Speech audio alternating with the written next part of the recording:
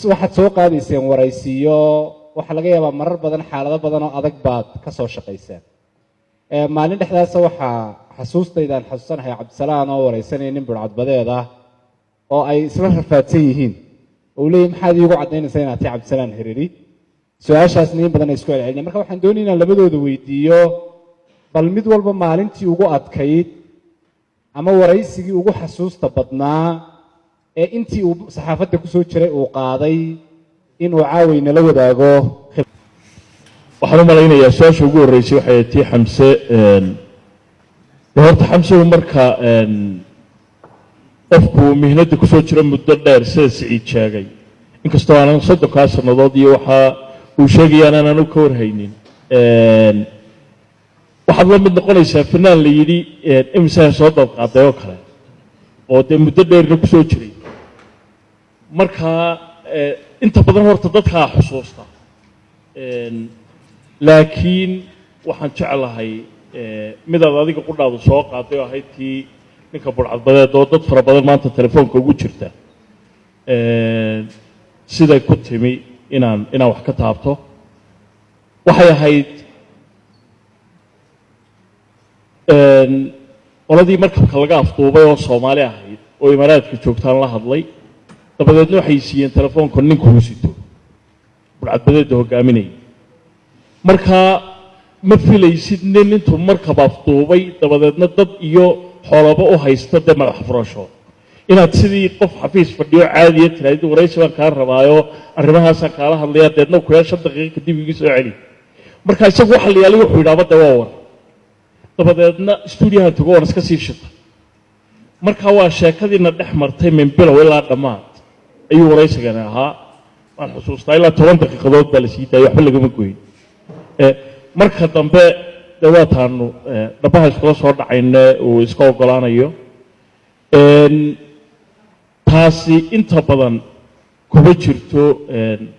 marka lagu sheegay dadka waraysiyada loo diyaariyo oo qofku waa inaad u sheegto waxaad ka waraysanayso inta daqiiqo uu noqonayo iyo goorta la sii deynayo waxaan xusuustaa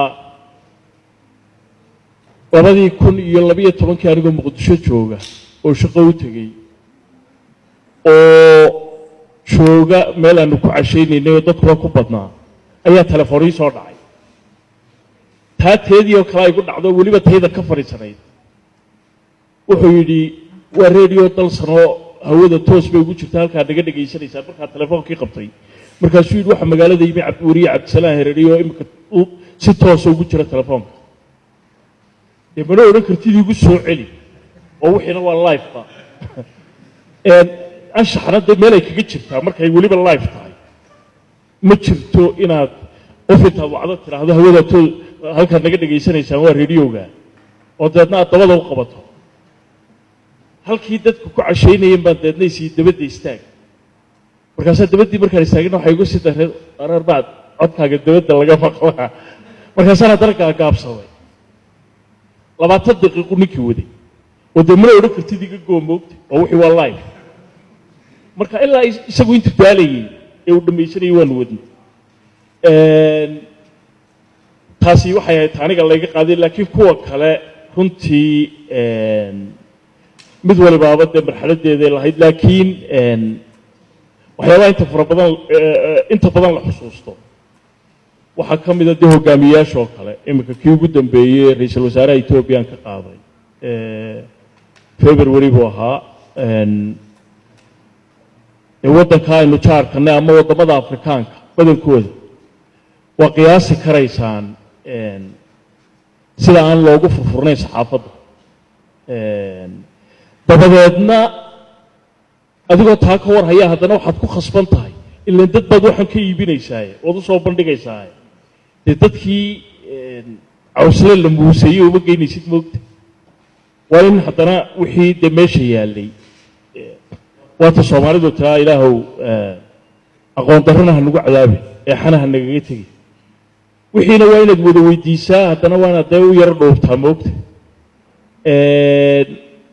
oo xitaa waliba markay muuqaal tahay waxa raacaya waxaa la yidhaha body language oo ninka hogaamiyey hadduu hore kuugu soo fadhiisto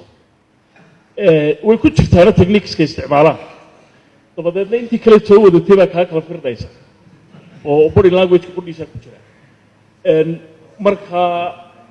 waxaan jeclahay balinta kale inaan odayaasha u dhaafo